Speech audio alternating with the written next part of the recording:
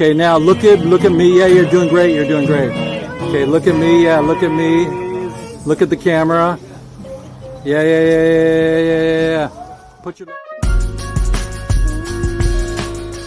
I'm your host, Jeff Eichen, human rights advocate and social activist fighting for government deregulation of weed and the release of all nonviolent criminals incarcerated for possession of marijuana. Moving violations, parking tickets, IRS debt, etc. Here on Weeds Day, we keep the public informed about all things weed related, including festivals and legislation surrounding regulating the growth of hemp.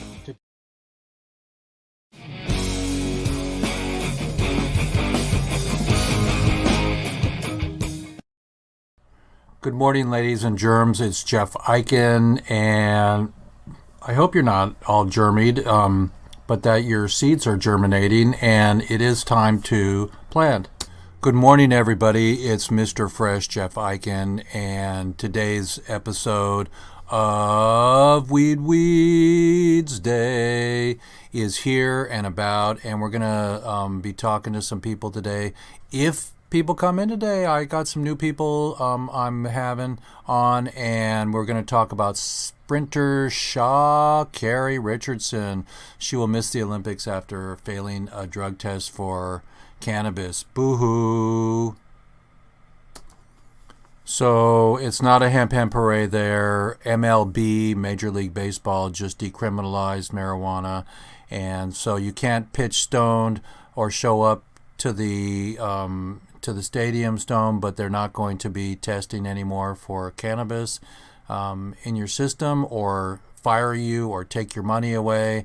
And so we are super sad that the Olympic Committee has banned this beautiful person.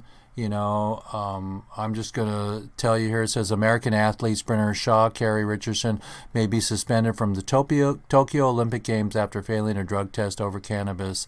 Only 4 weeks away, set to begin on the 23rd and run through August 8th. Jamaica Gleaner first reported that Richardson tested positive for prohibited substance. She failed the test only for cannabis, which is attributed to anonymous source.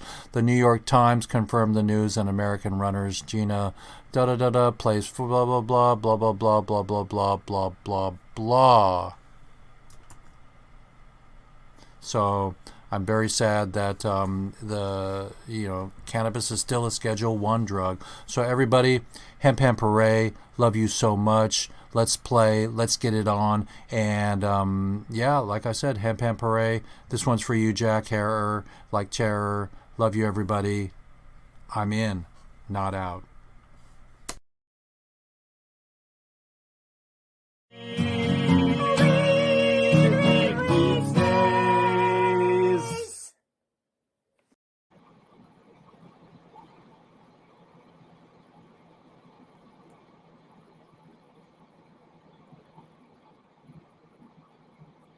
Hello, everybody. It's Jeff Eichen here. We are going to bring into our space the Zoom space. Let's see if we can do that here. Technology is a wonderful thing, and I got it under control. It's just a little bit YouTube here for a second. And how are you guys doing today? How is everybody doing today? We're going to talk about for example, the Olympics are in a couple weeks, and the beautiful human that tested positive for marijuana is now allowed to go to the Olympics. And there are rules and there are rules. And if we would walk our LGBT space, cannabis space, get those people to help us get to the Supreme Court, because they got gay marriage. They went, their lawyers, they figured out their money, they figured out their time, and their effort, and their energy, and they got it. So I'm really excited to be able to share with you my stories and what I do. have news today, and I'm really excited. I'm wearing my freelance board t-shirt on. We need to get Lance home, and his mama and daddy are. Whole family is sad. We're sad. So many people are still in. It's still less of. And I heard that daily communication, teaching more people about journal communication, and that you have a right to say that a little thing can show up. Nobody should be kept away from the Olympics, especially in America where weed is and marijuana is and cannabis is medicine. And we can't create it here in every law that it's legal in so many states. And I just don't know why.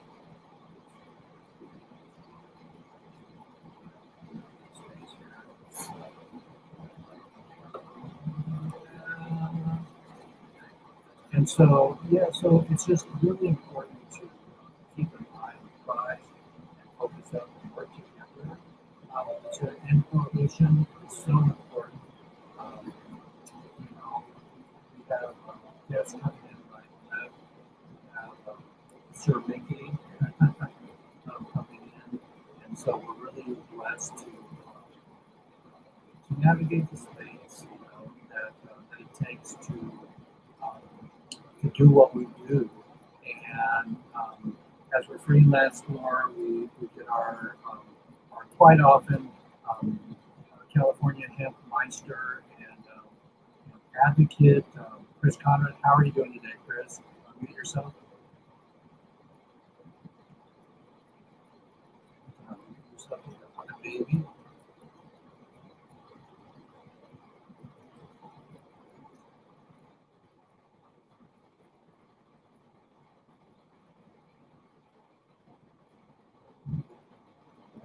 Yes, there you are. Yay! So welcome everybody. Welcome, Chris. It's been a month of Sundays, and how's the world? Can you hear me?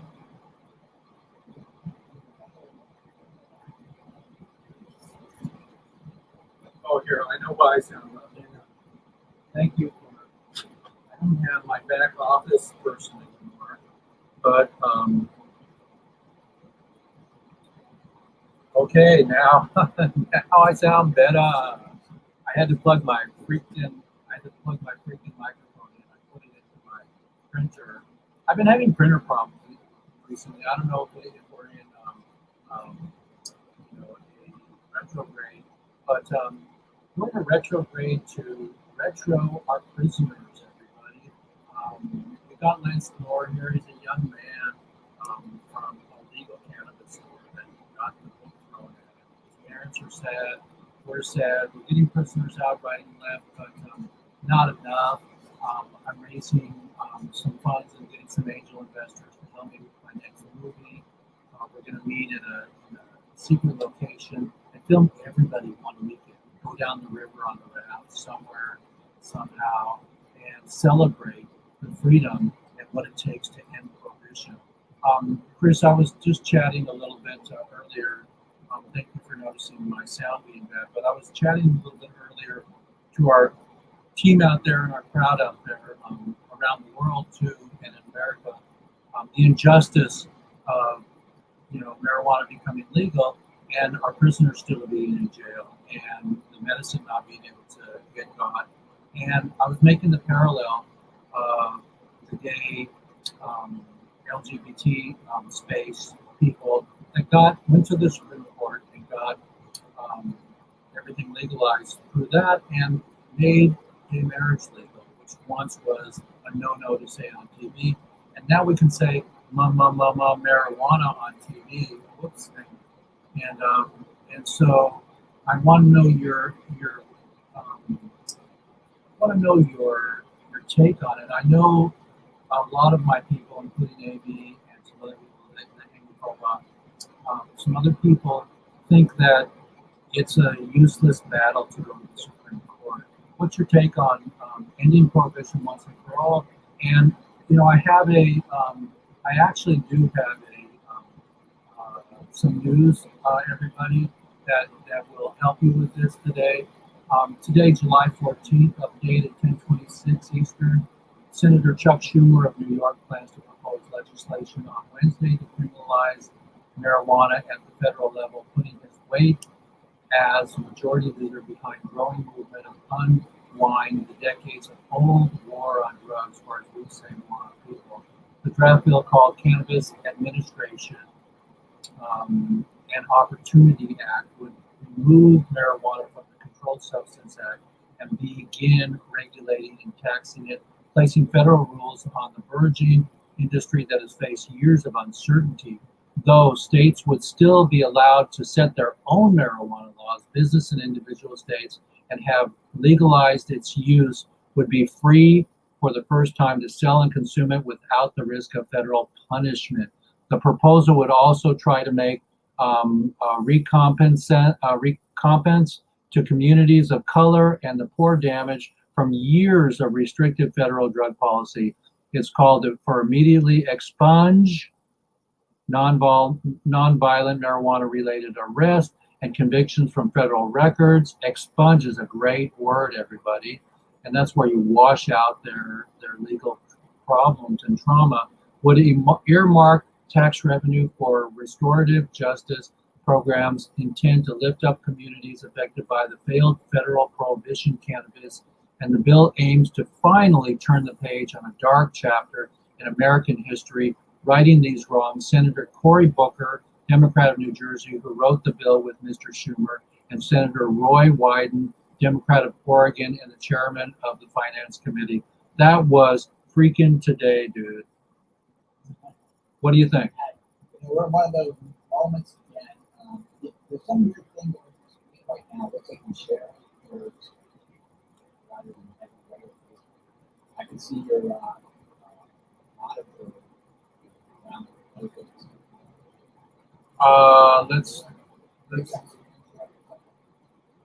Let's see here. If I unscreen share, I can. There we go. Okay, here we go. Yeah, and so back to what your it's funny because Oh yeah. We want an update from you periodically. We love your take, man. Have a take.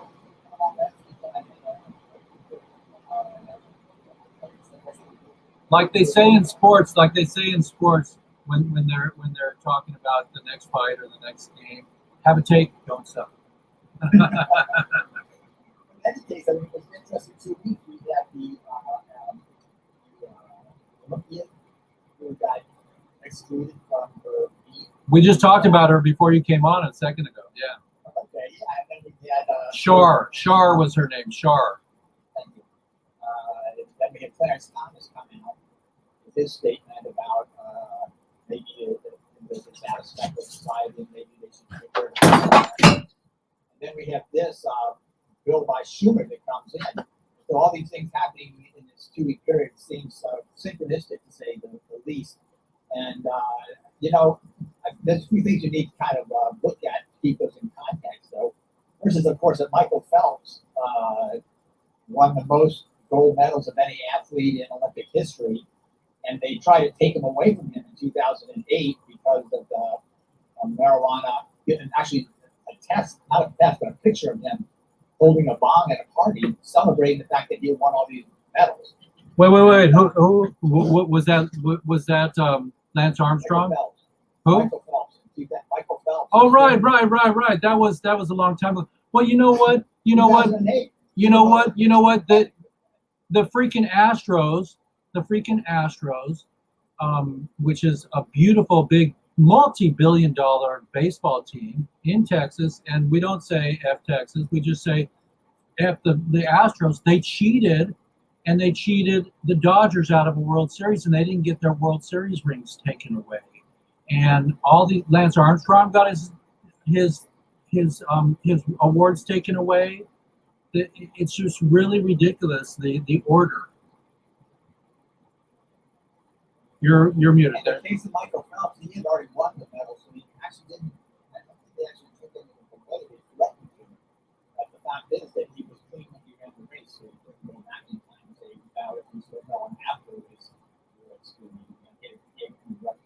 Oh yeah, well that's okay. Well, with Shar, As you mentioned, this person right now, it's like she was first off, smoked marijuana in legal state, and she admits that she's accepting the consequences of what she did and so forth. Which I give her. I wish the Republicans would do that when it comes to losing elections. Basically accept. she says I want to take responsibility for my actions. Told NBC on Friday. I want to know that I'm supposed to do what I'm allowed not to do, and I still made that decision. I'm not making an excuse. I'm not looking for empathy in my case. According to the anti-doping rules of matter, the athlete who tests positive for marijuana or anything else is considered a substance of abuse will receive a 3-month sanction. And Richardson admits to NBC on Friday that she used marijuana in Oregon, a state which was substituted as legal after the death of her biological mother that had happened just hours before the Olympic trials kicked off. So she was at Prefontaine Stadium in Eugene, and she wanted to use it for PTSD and for calming herself down. For God's sakes, you can have an alcohol drink and calm yourself down if you choose, and it's time that we end this whole mess. Right, and the interesting thing about that is that if you recall your Herodotus, the father of modern history, the Greek historian, he actually wrote about the Scythians and the Thracians. He said that one of the things that they used cannabis for was after the death of a chieftain, that they would build a smoking hut and go into it with burning cannabis inside of there and go in.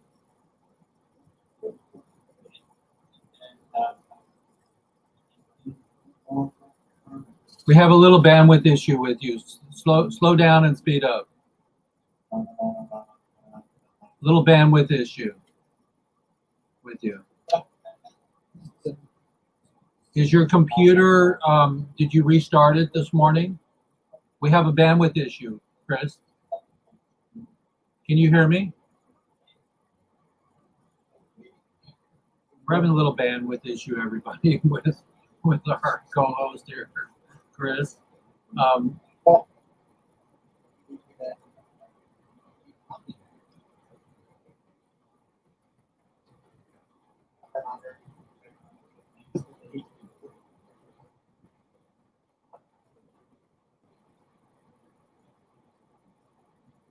Okay, try again. You're muted.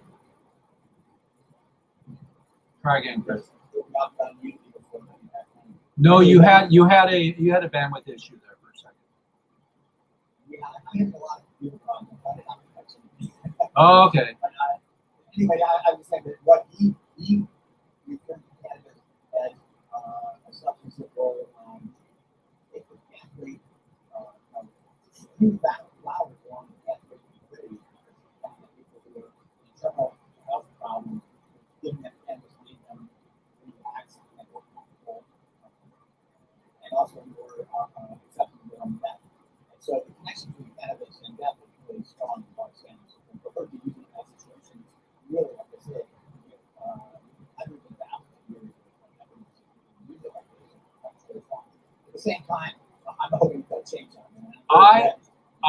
I believe that it's an opportunity for her to run with this and to be a super advocate for what she did. She's holding strong with her grace and her magic and her flow about why she did it. And now she can become a spokesperson for us. Say, God's sakes, they didn't let me go to the Olympics for the next several years. Look, everybody, what they did.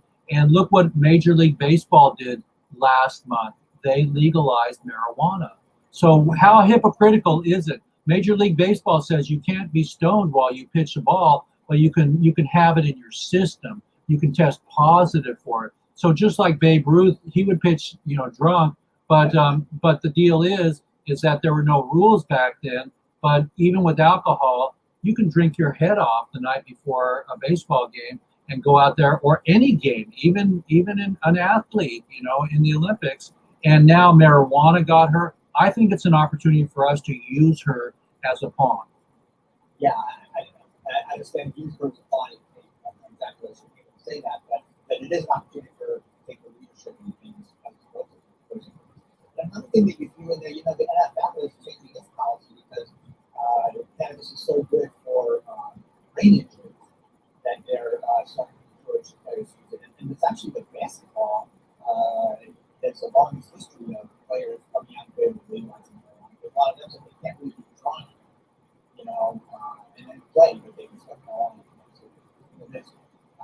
I'm really hoping like what you're saying is right. That, unlike 2008, where it looked like a revolution, that it was not a revolution.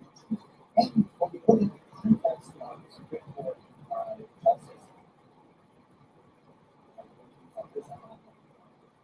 that's Thomas' statement that maybe it's out of date, the marijuana laws and they should change. Well, remember in 2005, he wrote in the Angel Racism. Right. That's where a patient in California report said that because the Controlled Substances Act is based on the state of Congress, and the fact that marijuana is legal in California, the marijuana is legal in California, and it's given for free, so it's not on the state of Congress, and it's legal in California. But the court nonetheless said that the federal government could still arrest and prosecute her because not that federal law overrules state law, but because state law can't stop the federal government from enforcing its own laws. But at that time, what I was saying is that he wrote a dissenting opinion to that, in which he said that the only reason that the Constitution does not protect the use of marijuana and hemp is because the founders who grew hemp themselves thought it was inconceivable that any society would even think about banning this plant. He said if the founding fathers, if you had told Thomas Jefferson and George Washington that there was going to be an effort to ban marijuana and ban cannabis, they would have said, well, let's put in the Constitution to stop it, because they were all growing it. And so Clarence Thomas himself, just like this is the Olympics thing is a repeat from 2008, but it's slightly different.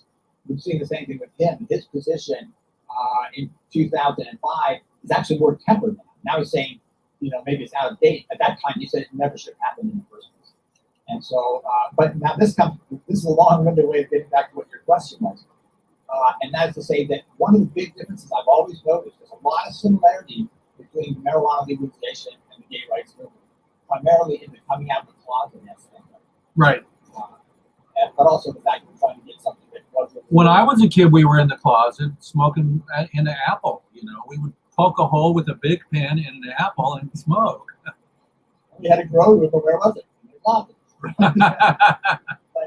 But now the difference, though, is that whereas the cannabis reform movement, we made our greatest strides by voters, the gay rights movement lost at the ballot box voting. And they count on the courts to give them liberation, whereas the courts have not been favorable to us at all, even for religious use of marijuana. They find ways of doing it.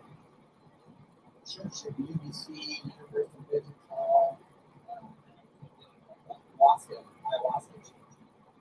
When the Supreme Court ruled that it was okay for them to use a psychedelic on ayahuasca ceremony, they said, well, the only reason that was okay was because it doesn't have popular use.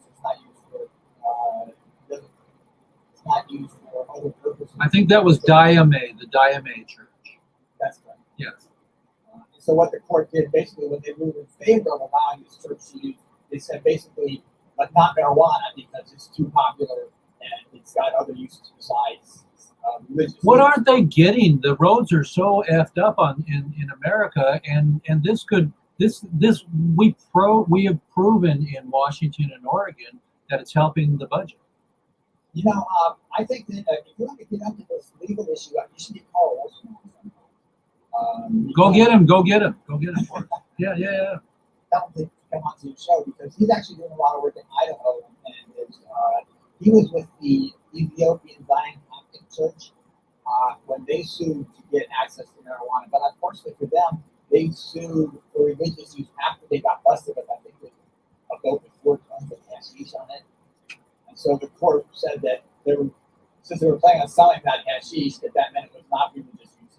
So we didn't even hear the arguments about. I can't even fathom 4 tons of hashish because it's so labor intensive, to make hashish.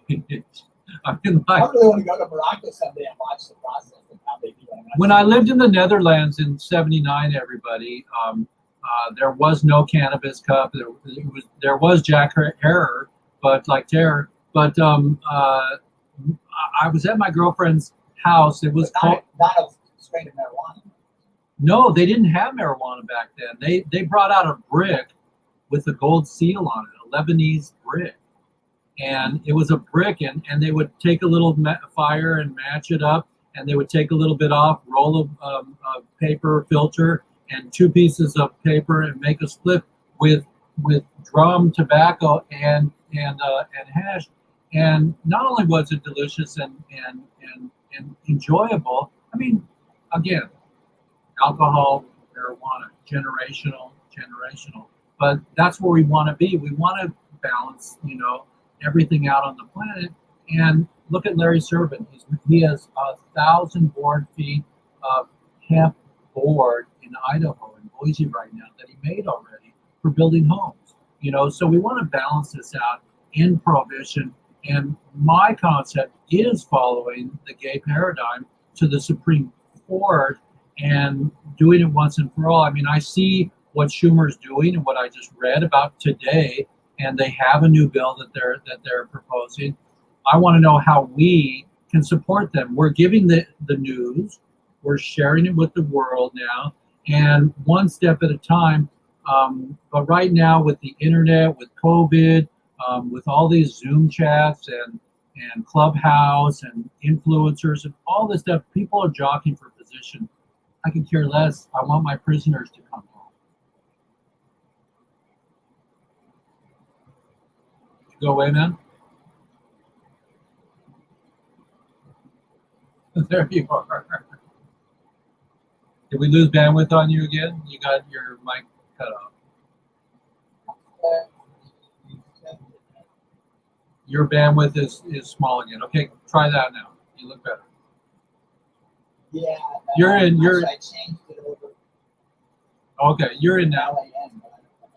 It's okay. I can hear you now. Yeah. You're not robotic. I just don't you must have talked about something else.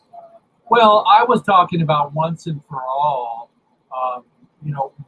What is our plan? Schumer just spoke today about his idea, and it's a new bill. It's not the Freedom Act. I mean, it's not the one that got passed in the House. It's not the MORE Act. No, it's something else that they. Let me see if I can find it here again. It's right here. Schumer proposed today. Schumer says today, Wednesday, decriminalization marijuana, a bill drafted called the Cannabis Administration and Opportunity Act. And that happened today, and so him and Cory Booker, I don't know if they're our ultimate friends and heroes, and Senator Ron Wyden, and Democrat of Oregon. I mean, for gosh sakes, Oregon did what Portugal did and decriminalized all non-pharmaceuticals, including mushrooms. And so I just think that even this conversation we're having is so important, to be keeping it high and on the list. And now with this incredible Olympiad, I think we can use her as and sorry to use the word pawn, but the word is, but it's a chess game. If she's a beautiful pawn, a fawn, a goddess, a canna-pawn, she can move on the board and go all around, and we don't act like a chessboard where you got to win, but we do want to win. We want to end, and we want to make everything more legal, because look at alcohol. It was in prohibition for just a short time, not as long as cannabis. Yeah, that made a big difference in the way the alcohol prohibition played out. We saw the harm happen very quickly, where the cannabis spread out over 75, 80 years before we realized how much trouble it was causing. The thing that I'm not to bear in mind about this new bill is, the Democrats have been introducing legalization bills in both houses since for at least 4 years, starting 2016, and so since the 5th year. And they've actually, once the Democrats took control of the House in 2018, they actually passed several legalization bills and banking bills and all sorts of stuff. And then it gets to the House, to the Senate, and because the Republicans have controlled the Senate, they blocked everything. Basically, one guy did it, Moscow, Michigan, he just wouldn't allow the re-hearings on the bill, so they couldn't vote on the guy. So, he completely manipulated and blocked everything. And now they're doing the same thing to the Democrats with the filibuster. So I think if we don't get legalization this time, it's because of the filibuster. And this is my belief about the filibuster is that because the Democrats are talking about doing the filibuster right now, they damn well better get rid of it. Because remember that at one point they talked about maybe they should not approve the Supreme Court nominee in the last 3 months before the change presidential election. Right. And Republicans used that to block that claim. So when Democrats said that, which they didn't implement, once the Senate eventually got that. Right. They put that and said, well, this is why we don't block Obama's Supreme Court nominee. The successfully blocked 2 months post. At least one nomination for the president. And then they completely reversed themselves when it came Trump in there, jamming through and so what I'm saying is, so if the Democrats don't take down this now and get rid of the filibuster and start passing laws, when the Republicans take control, they're going to say, well, the Democrats said we should get rid of the filibuster, and the Republicans will get rid of the filibuster, and the Democrats will be powerless again.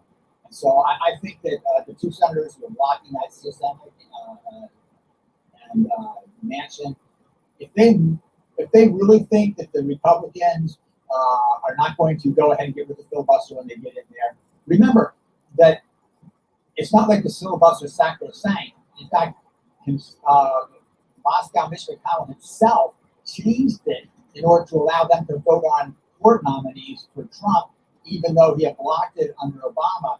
He changed the filibuster, say it did not apply to court nominees, because all he wanted to do is block legislation that was brought forth and to come through judges, which he did. And so the last time, say, oh, this rule hasn't been changed for so long. No, it was changed under Trump in order to jam through a bunch of these politically motivated judges all over the federal courts.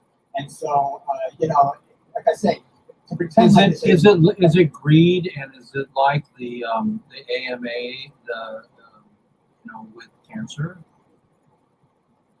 I'm not sure. Well, they say that cancer is big business, and these guys are using their muscle and their position to do what you just spoke about, as opposed to listening and finding the grace and the pace to finally end prohibition so they can make tons of money with cannabis and balance the budget. I mean, come on. It's such an industry that needs to happen in America. We need to make fiber. We need to make paper. We need to make hemp-free and hemp board. And I heard there's a hemp battery now. I have to. I don't really know about that, but I do know it's good for that 3D printing.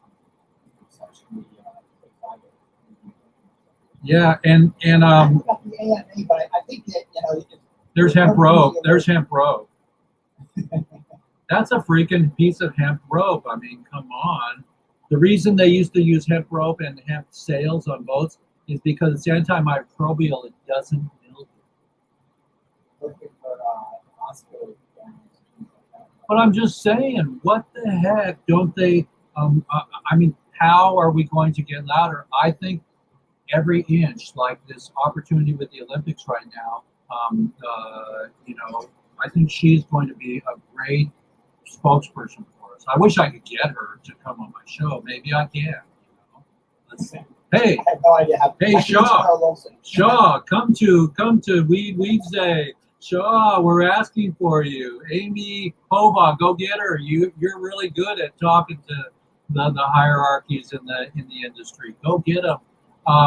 But that's it. I think that that us sharing our space here globally and sharing our ideas, concepts, and the news, the progress that we're making can help others to support us. And just to give you a little bit more about support, this bill has already gotten support from Marijuana Policy Project. They've already put out a press release about it. The National Cannabis Industry Association has put out statements about it, and more. So, but all of them are pointing to one thing, Jeff, which is namely that we have until September to get comments. So what we need to do is to get a lot of people sending their comments in support of this bill, and also in how to change. Let's get Stephanie Landa on it, and Kristen Floor, because they got thousands of letters to Donald, and he commuted 6 of our 8. And what you're talking about right now about the Olympians and getting her involved as well, is that one of the things that this video does not do is it doesn't end discriminatory blood testing. And so this is something I think we should all be, and if we could get her involved in that, getting a doc to say that cannabis testing is not a basis for firing. I don't think we can get around the DOT, but it's just a normal job if you're like working on it. Major League Baseball just decrimmed cannabis. Yeah, so I really think they should be contacting the Senate right now and telling them they should add something against drug testing. Because when you look at, especially when you look at Olympians, on one hand they say, "Oh, marijuana's impairing people." Now they're saying that she's using to enhance performance. Well, they should make up their mind because an enhancement or whether it's an impairment. I read she was crying about her mama, and she used it as if she would use anything, a massage, a shoulder, to cry on. She used it for empathy and for her medicinal choice. And I think it also points to another thing about, like what the Olympics said that they were doing this because she didn't live up to her image that they felt she should as an Olympian. And one of the questions I said, why are the athletes supposed to be such great role models? I mean, they're just supposed to be great athletes as far as I'm concerned. Like you mentioned, Babe Ruth, he was drinking alcohol during Prohibition. It wasn't a problem. The problem was that they couldn't stop it from hitting home runs. So I don't see why today everyone's supposed to live this totally exemplary life. People we're flawed human beings. And so if you're an athlete and what you're good at being an athlete, why should you have to live up to everybody else? I think the bottom line is, including the Jim Crow and all of the the one-liners, is the punishment should fit the crime. And marijuana should not be a crime. Amen, brother. It's just so important to figure this out. I mean, are there still countries where they kill people for marijuana?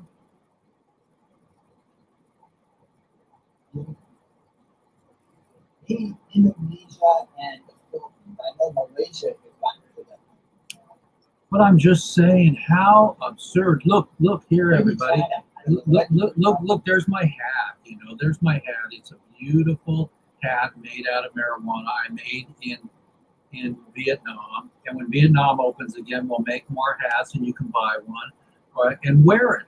We got to start combating global warming and glyphosate because cotton is the dirtiest industry on the planet. People are dying in the industry that are making your cotton t-shirts because they're dyeing them with procyon dyes and they're breathing them and they're going out into the ethers, and it's the invisible stuff that gives everybody cancer.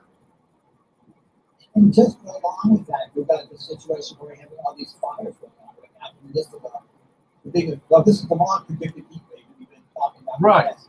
Right, and you had a bad year last year. Right, and a bad year the year before. I mean, the weird thing to me is that, like, I wrote Pet Lifeline in the Future in 1993, and I said, we better start building houses out of now. And we're going to have to deal with severe climate consequences if we don't change our use of fossil fuels. That's Saturday Live, yeah. That's the only one I had in my hand. Yeah. But it's one of your books. What I'm saying is that so here we're in a situation where we could be building thermally insulated houses out of town to fight the heat wave and fireproof. We've got hemp-free right to hand up with this fireproof housing to help people survive the fires. And what are we doing? Well, we're going hemp for CBD, which is great, but it's not building houses. It's not ending fossil fuel use. It's not. We need more Larry Servants that's navigating the industry to learn and teach us how he's making an organic board. They're doing press board now with hemp fibers, and you can cut it with a table saw and build homes out of it. There's an R value on hempcrete that's so amazing. R value is fire and sound, and it does insulation. My friend that's spraying the homes with ceramic, he's going to start to spray them with hemp. But in the meantime, they're spraying the inside with hemp of these domes that they're doing on their giant 3D printer. And we need to make millions of those homes for the homeless. You know, Tommy said he wanted to be in on that project. My bandwidth is so incredible right now on which project do I go to first. And I just want to end prohibition. Yeah. And since you mentioned the hemp in there, this is Hemp History Month. Okay. And Hemp History Week is next week. But in the meantime, on the 31st of July, they're going to be having the Riverdale Field Day and Hemp Factory Tour because Larry Serving from hemptraders.com has gotten hold of that hemp mill, cotton mill, and is retooling it for hemp. And they're going to start making, separating the bass and wood fibers for use in textiles, building materials, paper, and plastic. And where is that? Where's that factory? It's in California near Fresno. So he is actually stewarding that project. That's happening. Right on. It's an invitation-only event. July the 31st is the opening. And yeah, and so this is a. How would you like to meet me there, man? That sounds amazing. I would love to be there. Let me check with Larry about that. But yeah, I think, like I said, I'm limited in the event, but I think I could if I could be in there. Without a doubt, I'll call him after the show today. And here's something else, though, because we're talking about growing hemp. Here in California, because of the drought, we're hearing a lot of people saying that, marijuana going to hemp and using too much water. Well, it uses 1/33 as much water as growing Almonds. almonds. Thank you. Less than 1/40th as much as growing hemp. It uses about the same amount of water as growing tomatoes. And so we're not seeing a big, so in other words, we should be growing more hemp. We should be replacing our almond. The global warming people say veganism would help global warming. And I'm not a vegan, I tell you. But when I started reading the statistics, and I'm not even anti-red meat, but when I started reading the statistics on the water use, I cut out red meat because I said I cannot in good conscience use that kind of water just for something because I like the way it tastes. You know what I mean? Let alone all the moral issues that other people have about eating animals and so forth. I don't necessarily share all those. Some I do and some I don't. But, I just, for me, the water is the main thing. And so when we look at it all, there's so many good reasons to not eat red meat. Whether it's the methane going into the atmosphere from the cow belches, whether it's from all the water that's being consumed, whether it's because back to the marijuana plant, it takes less water than a cow to make a burger. Right, less than 1/40th per yield. And so so this is a really, as you said, this is a key moment that we're seeing happen right here, just in these past few weeks. The huge fires, the Olympiad, the Supreme Court justice, the Senate making its moves forward. There's a lot of big stuff going on right now, and hopefully by the end of this year, we're going to see we're going to get a different playing field. I'm amazed. Well, I thank you for telling me about Larry's project. That opens my heart. It makes me feel really wonderful. I don't know if we can get down there. It's just in 2 weeks, but I would love to have somebody live down there, even if you get there because you're closer than I am, to do a cell phone walkthrough and to stream it live to WEEDSDAY, or we'll record it and have you go in as the journalist for us. That'd be great if you got there and I couldn't make it, because you know what COVID did. COVID freaking did this. My friend went away for 3 days and he paid $1,000 for a rental car. Yeah. How do I do that? How do I say I'm coming down, Larry, in 2 weeks? Larry, will you pay for me? No, my budget's killed. I love you, Jeff. No, but I'm just saying. He just bought a bill and retooled it. No, but I'm just saying, I love you, Larry. How can I be involved with your project? Because a lot of these people don't realize that the media is super important. And Jeffy Fresco here is in the family, and to bring me in is really important. But this is last minute. This is the 12th hour, and the rental cars are now expensive, and Airbnbs are double the price, you know, and so it's making. Uber and Lyft are both way expensive too. In fact, I went to when I flew in out of town and came back. The last time I came in, it was cheaper to take a taxi cab than to use Uber or Lyft. That's amazing. That's amazing. That's what they grew their business on, is that they were cheaper than taxis. Right now, it depends, and it changes from minute to minute. I've seen the price of Ubers and this drop by $50 in a matter of seconds. So they're acting like Bitcoin. Yeah, kind of. Except, well, you know, I kind of understand why they don't have as many drivers, because people are afraid of getting infected and things like that. But you're right, it does kind of mess up their whole business model. Well, who cares the same amount of drivers or not the same amount of drivers? Just you have to wait longer to get your ride, but this price remains the same. That's the ideal. The paradigm is that we have an alternative to expensive taxis. Yeah, I think you're really right about that.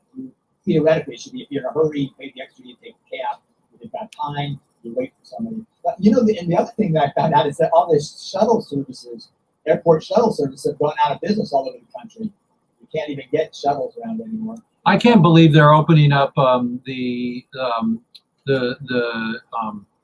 ship industry again. You know, going on a cruise. I can't. Remember when there was like 5 or 6 weeks that they had everybody live on that one ship and they couldn't get off the ship in the beginning. I had 2 friends who were actually on that boat. They both got COVID, and the reason they were on that cruise was because the wife had just recovered from they got an outbreak from lung cancer.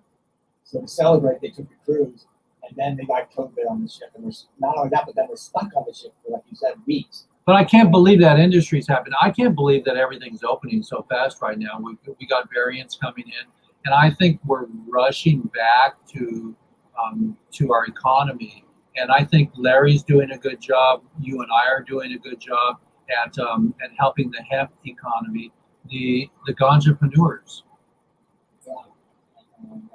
Larry's been. I can't give enough credit to Larry. I met him in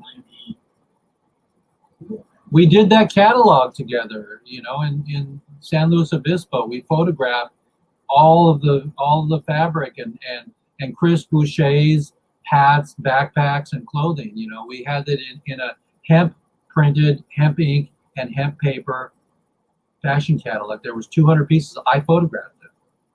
And that's where Larry. Yeah, that's like that beautiful cover of the girl with the. That's my photo. That's Dee Dee. That's Dee Dee. I still have some of those left. I don't know what to do with them because they're so pretty. I don't want to recycle them. Wait. Send me a couple. I definitely. I'll text you my address for sure. Okay, yeah, do that. Yeah. Because I have a few of them, and like I said, I just can't bring myself to get rid of them. It's so beautiful. Oh, totally. Yeah. Well, now, see, but again, now doing extra kudos back to Larry again. That I met Larry. I think it was 1990. But let me double check on that because in 91, when I went to Europe, he stated he leased my apartment so that I would have someplace to come back to and he had a place to live. And he ran the business alliance for commerce and meetings during that time period. But the thing that, as you mentioned, we had 3 big companies. There was Evolution, there was Hempstead Company, and there was the Ohio Hemp Week that all opened up around that same time. Who are the guys in Seattle? Who are the guys in Seattle? Those guys. They opened up the next year. They were huge, yeah. Yeah, but all 4 of those groups, and then you can go Codes for Hemp Awareness and Crucial Creations. They were the next 2. So right. Basically, if you take that 5 or 6 member group there, they basically all had the same idea, which was we said there's 50,000 products you can make out of hemp. So we all wanted to make 50,000 products out of hemp and try to bring it to market, which is not a good business model. They've all gone away. None of those businesses left in business. Not even. Now, Larry Serban, his idea was to get the cloth and sell it to the people who want to make 50,000 products, and he's still around. My favorite hemp item was the hemp hacky sack. Yeah, but that was Hempstead, right? I think Chris did that. Chris was on our show a couple. Chris still out there. He's still doing hemp. Yeah. The Hempstead company's gone. My point is. And it's kind of like what they say about the gold rush, that the gold miners went bankrupt, but the guys who sold them the shovels and the pans, they made money. And so Larry's still around, and the other companies that he served was Marvin and Matt, I think, So bringing it back to home here, what about Schumer this week? What is your take on our progress for the news? Well, I think it's a very big deal. Like I said, the only question to me is whether the Republicans have stuck together so much. They don't want the Democrats to make any progress on anything because they want to campaign on the Democrats didn't get anything done. And so what the Republicans are focused primarily on is stopping the Democrats from. In fact, as you probably heard, there was at the CPAC convention when they said that that fewer than 80% of the population was vaccinated on July the 4th. They actually had a big cheer go through the room. They'd rather have 30% of the population get sick with COVID than have Biden achieve what he set out to do.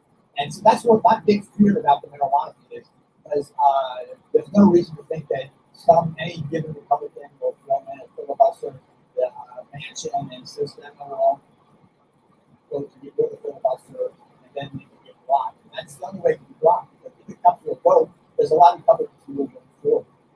The only thing that they can do is stop it from coming to a vote. And so that's one of my concerns is that the Republicans their own power is more important than what happens in the rest of the country, and that includes marijuana legalization. They're just, even though 80% of Republicans support legalizing marijuana, they'll pass that up if it means that they can control the country for another 4 years. They'll at least throw us under the truck. They've done it many times under the bus. It almost seems like the old administration is still in charge. Well, the Democrats have really done a lot, but to the extent that the old administration was based on obstructing progress, that's what the Republicans have made as their agenda, is to block progress. And they are, definitely because of the filibuster, the Democrats haven't been able to do stuff done. They said they keep writing laws and not even putting into a vote. But that is strictly 100% Republicans. And I'm a Republican. I'm always proud of it, certainly. And I'm certainly not proud of the Republican Party that have been acting for the past 6 years. Yeah, and let's not get started on them changing the voting, rules and in all those states. It's right. How do we make so much progress? As I mentioned, the gay rights movement catalog, of course, we use the initiative process. Now, who are the Republicans going after? They packed the courts with conservatives, who are mostly anti-marijuana, by the way, and they're blocking access to voting. So the means that we've used to make our progress, they're trying to strip away the ability for some other groups to do what we've done. And we're not even done yet. One of the things that scares me, Jeff, is that people become complacent and they feel like, well, this is like a done deal. Because that happened to us in 1979. right. Clinton, Jimmy Carter had said he wanted to legalize marijuana. Ronald Reagan said that that he hated college students and he was going to go after the hippies and he hated drugs. And people just thought, well, look, we've got so much momentum, it doesn't matter who's the president because we've got so much momentum, we're going to legalize it anyway. But guess what? We had it decriminalized, they rolled it back, and we wound up in much worse condition. By the time I got it, one of the things that made me get involved, as a matter of fact, Jeff, was that when Reagan became president and started doing his anti-marijuana stuff, I thought, oh man, we've got so much progress, we don't even have to worry about it. We were 48% in favor of legalizing marijuana in the late 70s. Who was responsible for 3 strikes? I'm not sure. Is that part of Reagan's package? I'm not sure. I know that Nancy and him were Nixon was the war on drugs. Well, yeah, Nixon declared the war on drugs, but what Reagan gave us, he gave us the conspiracy law, so you didn't have to have drugs anymore. He gave us mandatory minimums, so the judges could not let people out of those situations. He came up with the 4th thing: mandatory minimums, conspiracy law, property forfeiture. Right. Take your bank accounts before you can hire a lawyer. And there's something else. There are 4 things that he can't do that really change the ball game. I don't know when 3 strikes came up with. And again, remember, Biden was not a good guy on this issue. No, not at all. Not at all. My only hope with Biden is that Biden actually seems to learn and to change the positions and try different things. And so I'm optimistic because of not of this. Well, that Kamala will knock some sense into him about our slice of the pie. Everybody, we're on Weeds Day. Everybody, we're with Chris Conrad. We're rolling down here to the end of our hour because we're keeping it to an hour these days. And we're so blessed to have Chris back in the house. Thank you for joining us and sharing us your stories and your Freedom March. Any final words, and tell us how your lovely partner's doing. Didn't you just have your anniversary? That's it. Our wedding anniversary, and we're going to have a 40th anniversary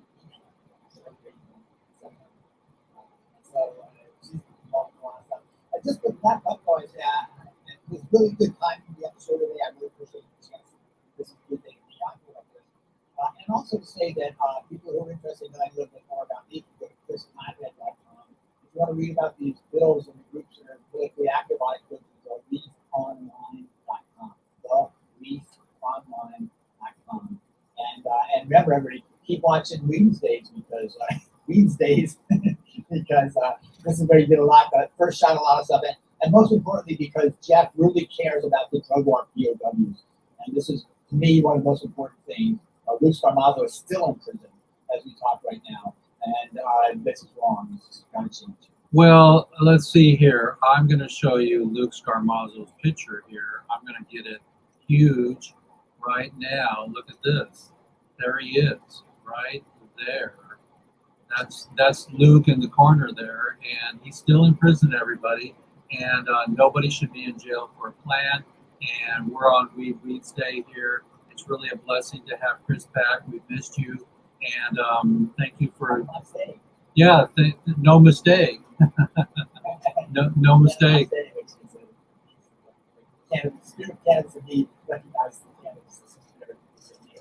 And Ramos Day Productions. The raw foodie in me recognizes your Cannabis Day. So, well, thanks again, Jeff. It's a blessing. I'm going to roll the outro, everybody. We've got a couple more minutes here before the top of the hour. Any final words of hope? Yeah, I think this is my final words are: start calling your senator and every senator in the country, Republican or Democrat alike, coming to do two things: get rid of the filibuster and legalize marijuana, and that needs to support this bill that's in the Senate right now. Yeah, I think through film and through media, everybody, we can reach more people, and it's proof that with Stephanie Landa and the Can Do Foundation and all of our little foundations, we're getting letters in, and we got our prisoners home. We got 6 of them, 6 out of our 8 advocacy, and we got more to go, everybody. We're not done with our work here. Don't think that marijuana is legal and it's okay. It's not. There's still a lot of this Jim Crow action going on. The Mexicans and the blacks love their pot. Well, so do the whites, but they're in jail improportionately. So be wise with your imbibement. Don't drive stone. Don't play sports stone. And but use it for PTSD and for whatever you have found out that it works for. I can't tell you that it works. I can only give you testimonials and share with you that we're an advocate for ending prohibition. So I'm going to play our final. You can sit here and watch this, Mr. Big here, and it's a great thing. It'll show you some char here, and here's our outro, everybody. Thank you so much today, everybody. And this is Jeff Eichen with WEEDSDAY, and here we go.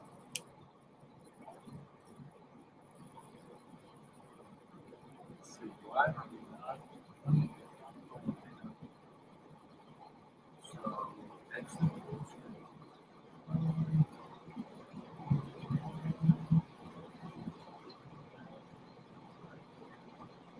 Here we go. Okay, now look at me. Yeah, you're doing great. You're doing great. Okay, look at me. Yeah, look at me. Look at the camera. Yeah. Put your. I'm your host, Jeff Eichen, human rights advocate and social activist fighting for government deregulation of weed and the release of all nonviolent criminals incarcerated for possession of marijuana. moving violations, parking tickets, IRS debt, etc. Here on Weeds Day, we keep the public informed about all things weed related, including festivals and legislation surrounding regulating the growth of hemp.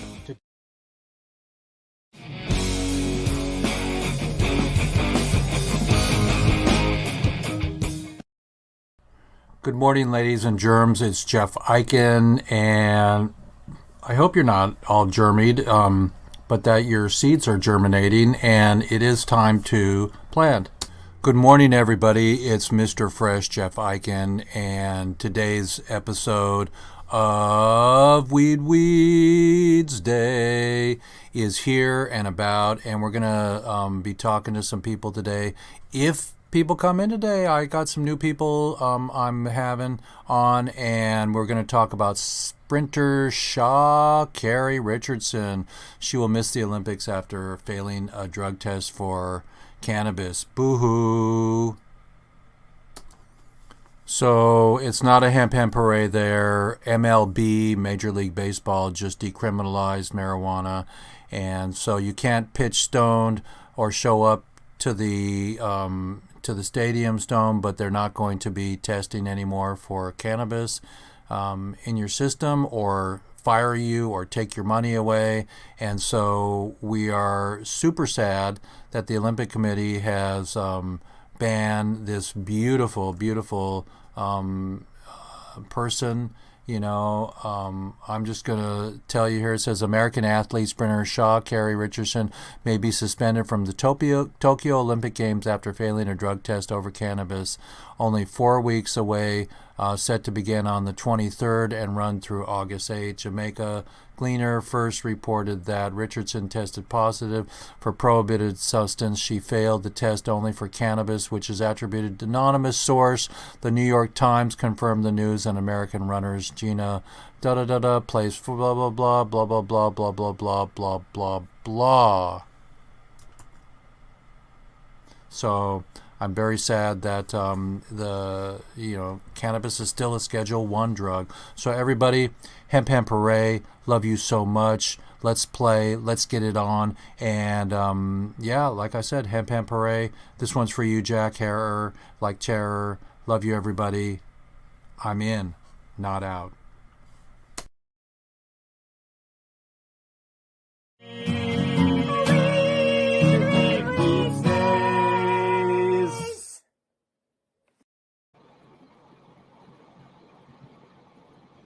Hey everybody, it's Jeff Eichen here. Outro. Still intro. Great, thanks for coming. And all you other people out there, join us.